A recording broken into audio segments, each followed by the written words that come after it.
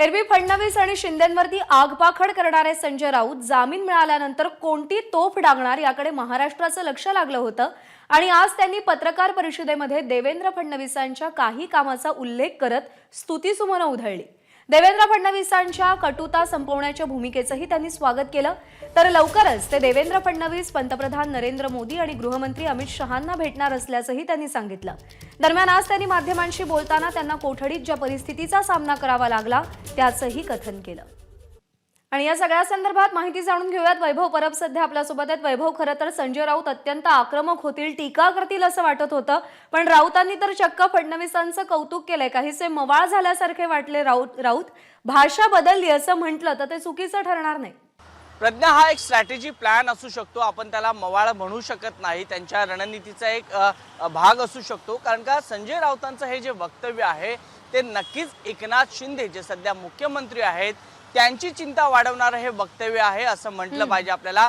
कारण का सध्या शिंदे आणि फडणवीस सरकार आहे ते दोघं महाराष्ट्राचा गाडा हाकतात आणि त्यामध्ये या दोघांमध्ये जर संजय राऊतांनी कोणाचं नाव घेतलं असेल तर ते फडणवीसांचं। फडणवीस हेच संपूर्ण राज्याचा मुख्य भाग आहेत, तेच सरकार चालवत आहेत, अशा प्रकारचं वक्तव्य त्यांनी केलेलं आहे। त्यामुळे कुठेतरी नाव न घेता एकनाथ शिंदे यांना कुठेतरी डावलण्याचा प्रयत्न केलेला आहे। आता एकनाथ शिंदे आणि संजय राऊत हे तसे जुने सहकारी, परंतु बंडानंतर या दोघांमध्ये खूप मोठं अंतर निर्माण झालेलं आहे आणि या अंतरामागे जरी देवेंद्र फडणवीसांचं नाव वैभव येते पुन्हा तुझ्याकडे, माहिती जाणून घेते। सुधीर मुनगंटीवार भाजपचे नेते आणि मंत्री सध्या आपल्या सोबत आहेत। मुनगंटीवारजी, संजय राऊत यांची प्रतिक्रिया कदाचित तुम्ही ऐकली असेल। देवेंद्र फडणवीसांचं कौतुक केलंय, भेटण्याची इच्छा सुद्धा व्यक्त करून दाखवली आहे। कसं पाहता राऊतांच्या भूमिकेकडे? नाही, त्यांच्या भूमिकेचं स्वागत केलं पाहिजे आणि शेवटी राजकारणामध्ये कटुता असू नये हीच आमची भूमिका होती।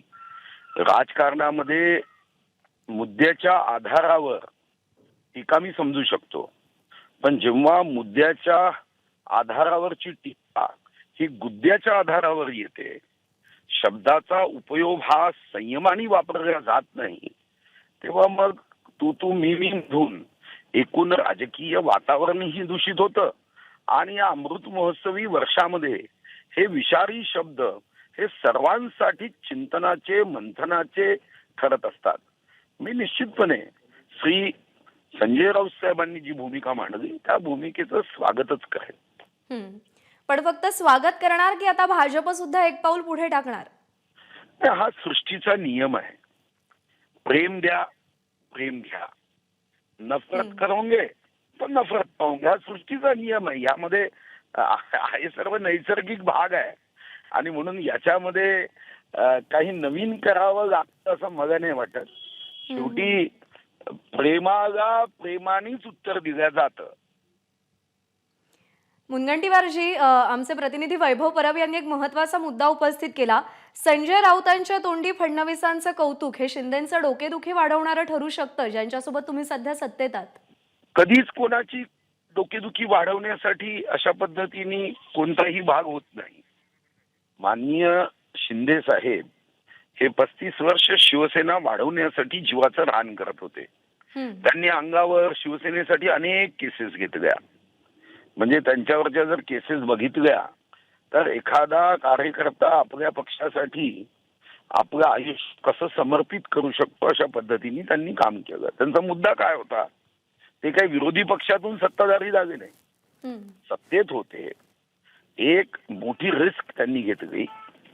समजा हा उठाव हा थोडासाही फसला असता तर त्यांचं आयुष्य हे निश्चितपणे त्रासदायक झालं असतं आणि त्यांचं राजकारणही संपलं असतं।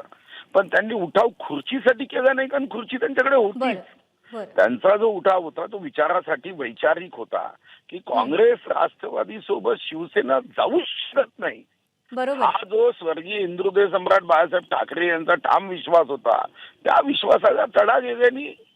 मुनगंटीवारजी, थोडंसं थांबवते, आमचा प्रतिनिधी वैभव परब आपल्या सोबत आहे, त्यांना तुम्हाला काही प्रश्न विचारायचे आहेत। वैभव, सुधीर भाऊ, ठाकरे गटाकडून संजय राऊत हे तसे नेहमीच गेम चेंजर ठरलेले आहेत।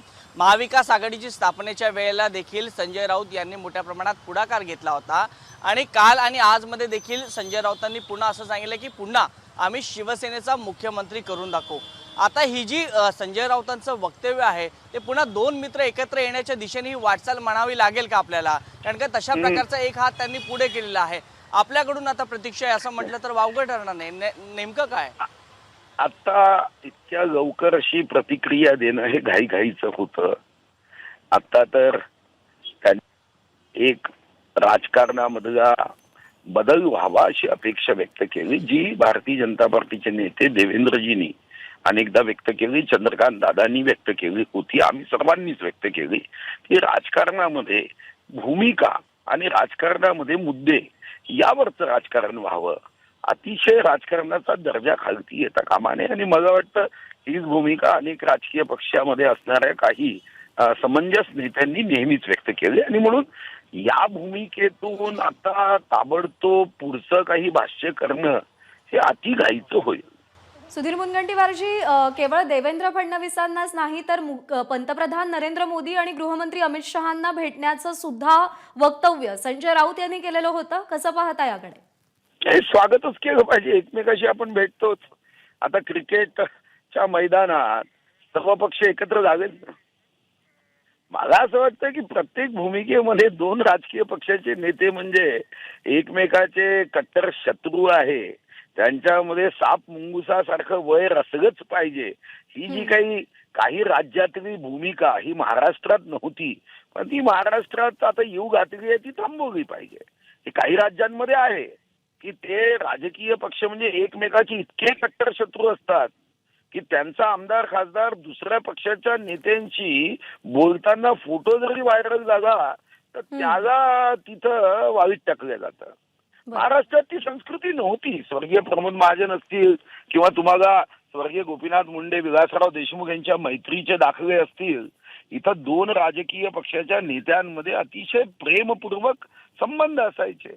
आपल्याला स्वर्गीय बाळासाहेब ठाकरे आणि शरद पवारजी असतील किंवा प्रमोद महाजन साहेब आणि शरद पवारजी असतील यांच्या मैत्रीचे अनेक दाखले या महाराष्ट्राच्या राजकीय भूमीत मिळतात. हे आता सुरू झालं काही वर्षामध्ये, 2-2.5 वर्षात. बर, त्यामुळे गेल्या 2-2.5 वर्षात निर्माण झालेली कटुता कमी होईल अशीच आशा सर्वसामान्य जनता ही व्यक्त करते. मुनगंटीवारजी, आभार आपले. आपण एबीपी माझाशी संवाद साधलात, प्रतिक्रिया दिलीत त्याबद्दल. आणि राजकीय विश्लेषक रविकिरण देशमुख सर सध्या आपल्यासोबत आहेत. सर, एकीकडे फडणवीसांच्या कटुता संपवण्याच्या भूमिकेचं संजय राऊत स्वागत करतात, दुसरीकडे संजय राऊतांच्या भूमिकेचं भाजपकडून स्वागत केलं जातं. एकूणच संजय राऊत तुरुंगातून बाहेर आल्यानंतर त्यांची बदललेली भाषा, भाजपकडून येणाऱ्या प्रतिक्रिया, भविष्यकालीन काही घटनांचे संकेत मिळतात याच्यामध्ये? एक मुळात असं आहे की आपल्याकडे संसद सदस्य आणि विधिमंडळ सदस्य या दोघांनाही काही विशेषाधिकार आणि विशेष संरक्षण आहे आणि ते घटनेने दिलेलं आहे.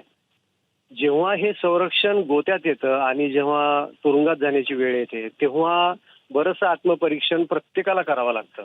त्यामुळे संजय राऊत यांची बदललेली भाषा, नरमाईचा सूर, जे काही म्हटलं जातंय ते यातून आलं असावं. दुसरा महत्वाचा पैलू असा आहे की त्यांचं प्रकरण जे आहे ते आत्ता PMLA कोर्टासमोर होतं. आजच मुंबई उच्च न्यायालयासमोर त्याची सुनावणी आहे. यानंतर कदाचित ईडीला वाटलं तर काही भूमिकेवर स्पष्टीकरण मागण्यासाठी सर्वोच्च न्यायालयात सुद्धा ईडी जाऊ शकतं. आणि एक लक्षात घेतलं पाहिजे की ईडी असो, CBI असो, पोलीस असो, यांना शेवटी सरकारकडून मिळणाऱ्या सूचनांवर काम करावं लागतं. अजून त्यांना म्हणावं तसं स्वातंत्र्य मिळालेलं नाही. आणि जे राजकीय स्तरावर आरोप प्रत्यारोप होतात की या यंत्रणांचा वापर सोयीनुसार केला जातो, हे करणारेही तेच आहेत. आणि राजकीय कटुता संपावी लागते, संपवली पाहिजे म्हणणारेही तेच आहेत. उत्तरही त्यांच्याकडे आहे, प्रश्नही त्यांच्याकडे आहे. सामान्य जनतेच्या हातात काही नाही. हे सगळं पाहत राहणं, ऐकणं, वाचणं, याच्या पलीकडे सामान्य जनतेला काहीही भूमिका नाही. हे आपण लक्षात घेतलं पाहिजे. आता मूळ मुद्दा राहतो की उपमुख्यमंत्र्यांशी ते भेटणार, दिल्लीला जाऊन गृहमंत्री, पंतप्रधान यांना भेटणार. अर्थातच ते या PMLA जो कायदा आहे मनी लॉन्डरिंगचा किंवा ईडीची कार्यपद्धती आहे याविषयी त्यांची काही मतं असतील. कदाचित ते ती कानावर घालण्याचा त्यांचा हेतू असेल. आणि याचा त्रास आज एका पक्षाला होतोय, कदाचित उद्या भविष्यामध्ये दुसऱ्या पक्षालाही होऊ शकतो, असं त्यांना कदाचित त्यांच्या कानावर घालायचं असेल. आणि आपण सर्वांनी पाहिलं की पत्राचाळ हे प्रकरण एकतर्फी, एक पक्षी नाही. 2007 पासून सुरू झालेला हा विषय सर्व पक्षांची सरकारं येऊन जाऊन असताना सुद्धा जिवंत राहिलेला आहे. याच्यावर चर्चा कुठल्याही व्यासपीठावर झालेली नाही, जी होणं अपेक्षित आहे. 672 रहिवाशांचं भवितव्य, म्हाडानी केलेल्या वेगवेगळ्या निर्णय प्रक्रियांचा अवलंब, हे सगळं कधीतरी नाही, या कुठेतरी सगळ्याच घडामोडींचा सर्वंकष विचार होणं आणि त्याच्यावरती पुढे कारवाई होणं सुद्धा गरजेचं आहे. पण सध्या राजकीय वर्तुळामध्ये जी चर्चा प्रचंड रंगलेली आहे ती म्हणजे संजय राऊत यांच्या बदललेल्या भाषेची आणि त्यांनी केलेल्या देवेंद्र फडणवीस यांच्या कौतुकाची.